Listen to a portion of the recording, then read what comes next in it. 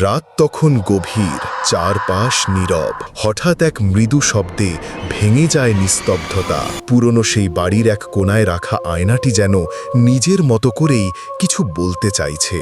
মায়া, এক তরুণী, নতুন আশ্রয় খুঁজে চলে এসেছেন এই শতাব্দী পুরনো বাড়িতে। কিন্তু সে জানত না, তার নতুন ঠিকানার প্রতিটি দেয়াল, প্রতিটি দরজা লুকিয়ে রেখেছে এক অতীত, এক আতঙ্ক। এক রাতে সে দেখতে পেল আয়নার ভেতরে প্রতিবিম্বটা শুধু তার নয়, তার পাশে দাঁড়িয়ে আছে আর একজন, যিনি দেখতে মায়ার মতোই, কিন্তু চোখে নেই কোনো জীবন, শুধু ফাঁকা শূন্যতা।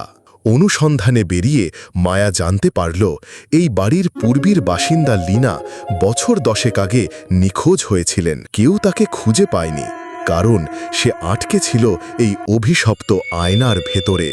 মায়া চেয়েছিল মুক্তি দিতে লীনাকে, কিন্তু যে আয়না একবার কাউকে আটকে ফেলে তাকে কি কখনো ছেড়ে দেয়?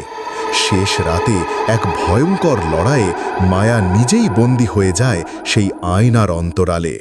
আজ যদি কেউ সেই আয়নার সামনে দাঁড়ায়, আয়নার ভেতরে তুমি দেখতে পাবে মায়া তাকিয়ে আছে এক অদ্ভুত হাসি নিয়ে, ঠিক তোমার দিকেই।